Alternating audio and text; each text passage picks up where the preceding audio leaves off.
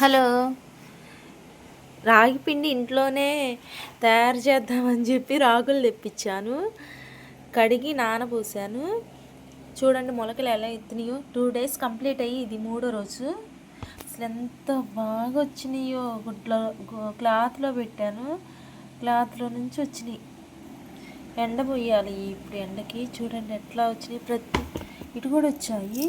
చూద్దాం, ఓపెన్ చేసి చూద్దాము. అసలు చూడండి మొలకలు ఎట్లా ఎత్తినాయో.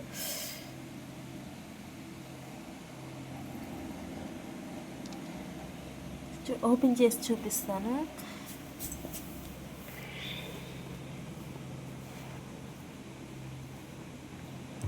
ఇంకో మనిషి ఎవరు లేరు ఫ్రెండ్స్ పట్టుకుంటానికి, అందుకని నేనే పట్టుకొని నేనే ముడుపు తీస్తున్నాను. అందుకని కెమెరా అటు ఇటు జరుగుతుంది.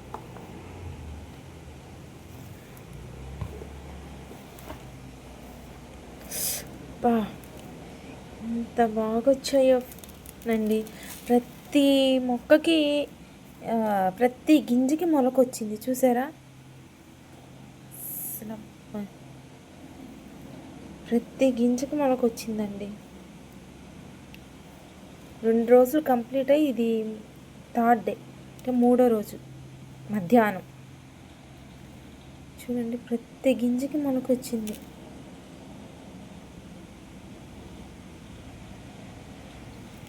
నైంటీ 95% వచ్చినట్టే. ఎక్కడన్నా 1 గింజలు రాలేదు. మధ్యలో మూట కట్టి మధ్యలో ఉన్నాయి చూసారా, వాటికి కొద్దిగా రాలేదు.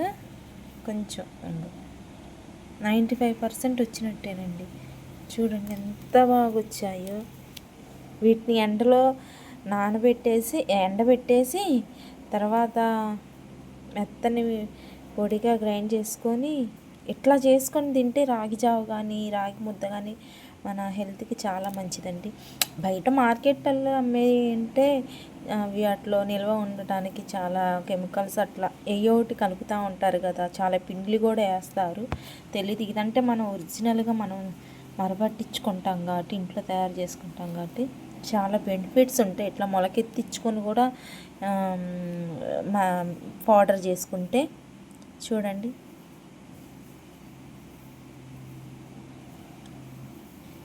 అసలు ఈ తడి కూడా ఏమి లేదు. ఫ్యాన్ కింద పెట్టినా కూడా ఆరిపోతాయి అన్నమాట. అట్లా ఉన్నాయి.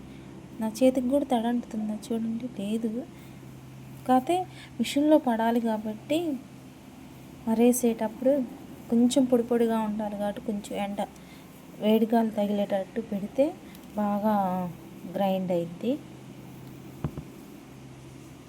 ఇలా తయారు చేసుకొని తినండి ఫ్రెండ్స్. ఇట్లా మొలకెత్తిన అదేంటి పౌడర్ చేసుకొని తింటే చాలా బెనిఫిట్స్ ఉంటాయి, పిల్లలకైనా పెద్దలకైనా. బయట ఇట్లా చేసి ప్యాకెట్స్లో అమ్మరు కదండి. Okay, bye friends. ఇది నచ్చితే లైక్, షేర్, కామెంట్ చేయండి ఫ్రెండ్స్.